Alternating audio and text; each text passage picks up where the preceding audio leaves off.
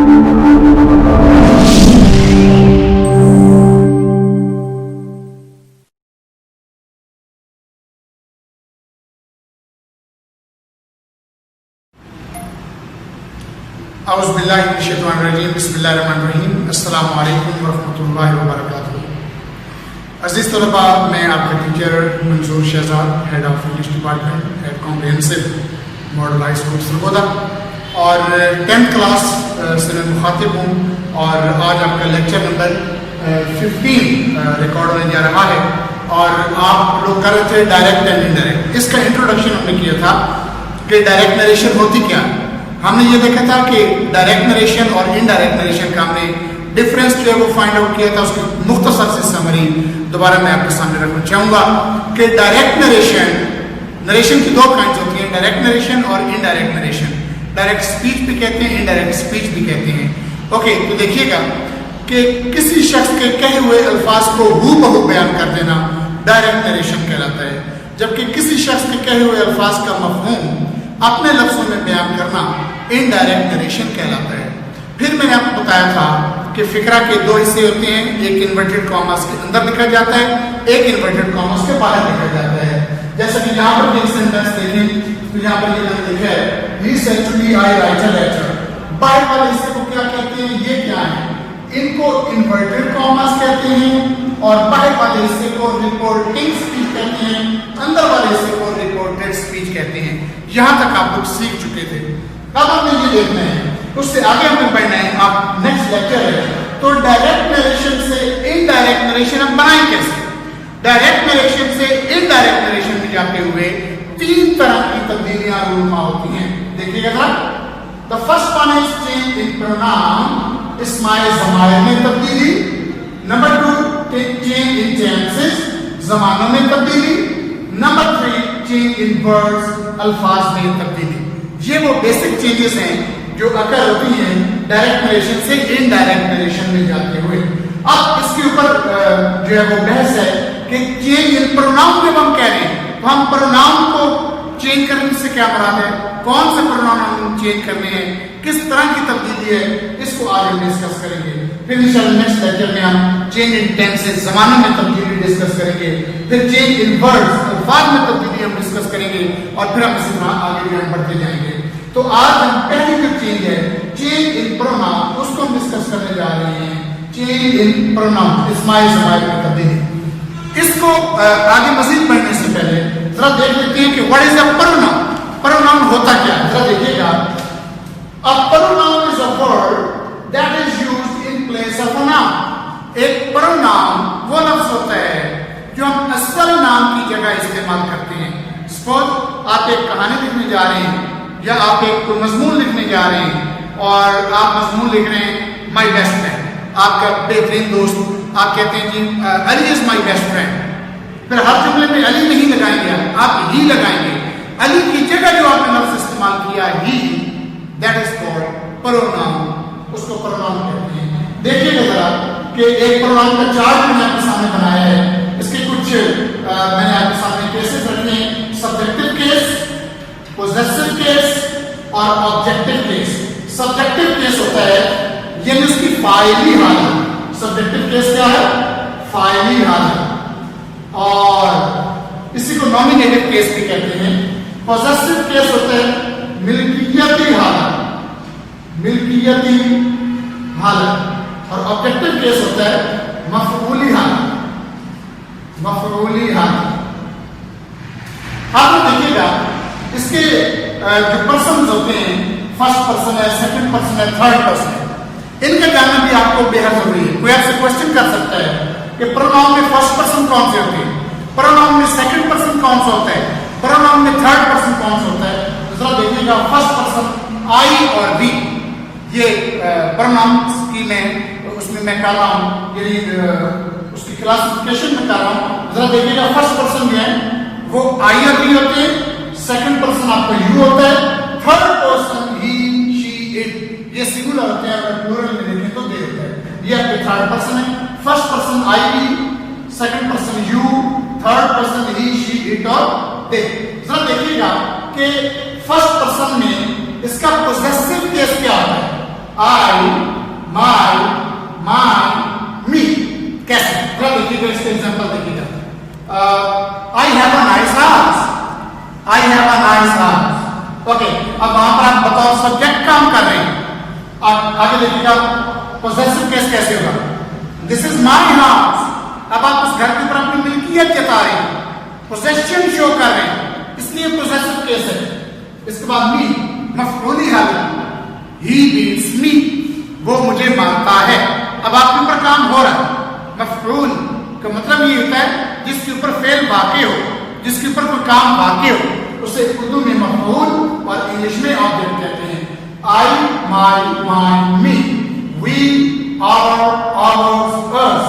और second person देखिएगा, you, yours, you. और third person, he, his, him, she, her, her, it, its, it, they, theirs, them.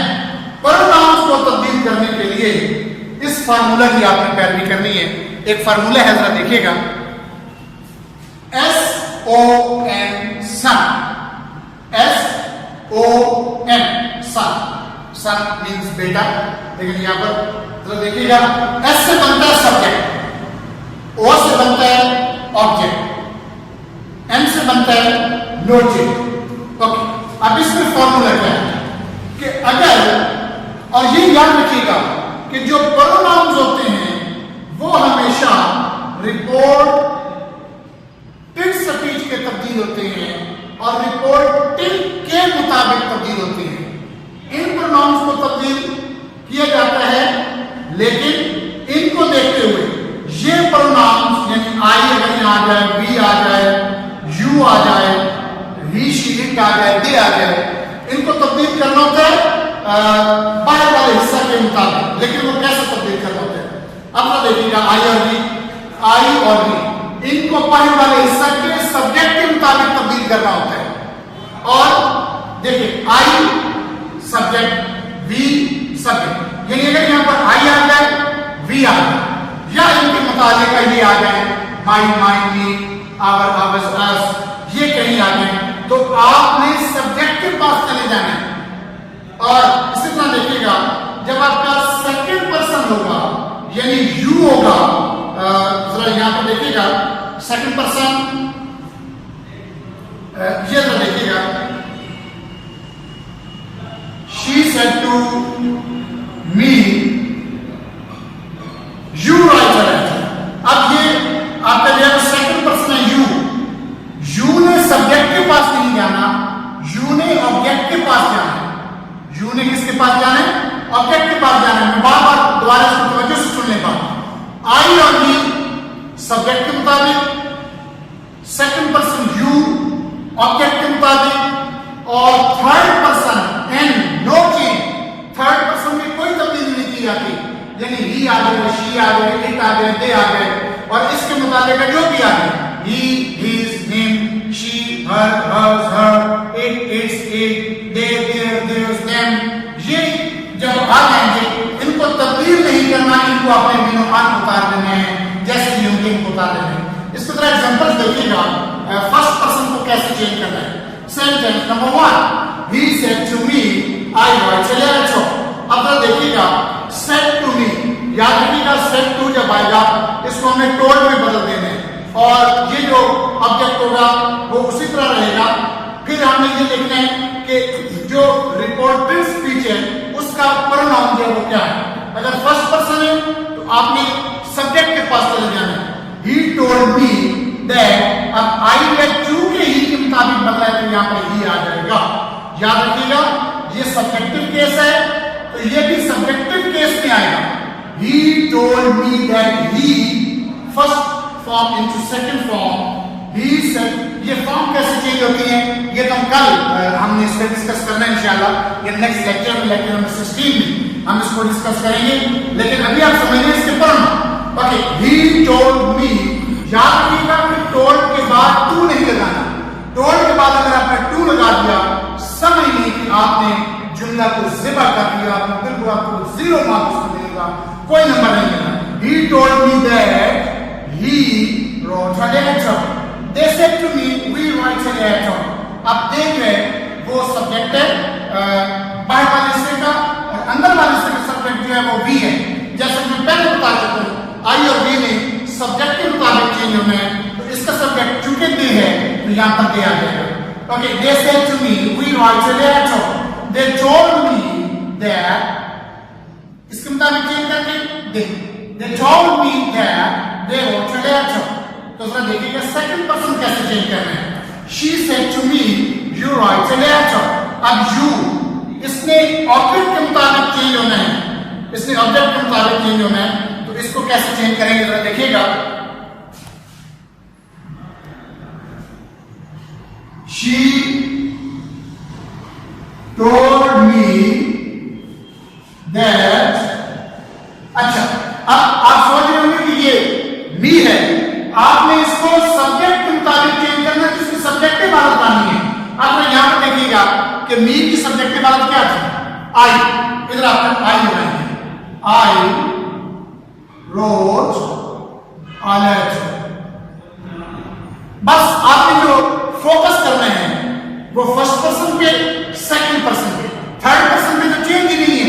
जरा देखिएगा, you said to her she writes a letter, you told her that same, उसी को उतारना है क्योंकि third person no change, इसको तब्दील नहीं करना। you told her that she wrote a letter। Okay, तो ये था आज आपका लेक्चर। मींस आपने सुना कि चेंज इन प्रोनाउंस जो है वो कैसे करते हैं। आज आपने चेंज इन प्रोनाउंस सीखा। इंशाल्लाह नेक्स्ट लेक्चर में दूसरी जो चेंज है, चेंज इन टेंसेस, इंशाल्लाह बड़ी आसान उसमें समझाने की कोशिश करूंगा। और तब तक के लिए अपने टीचर मंजूर शहजाद को इजाजत दीजिए। अल्लाह ताला आपको और आपके अहले खाना को हमेशा अपने हिफ्ज़ व अमान में रखे। अल्लाह हाफ़िज़।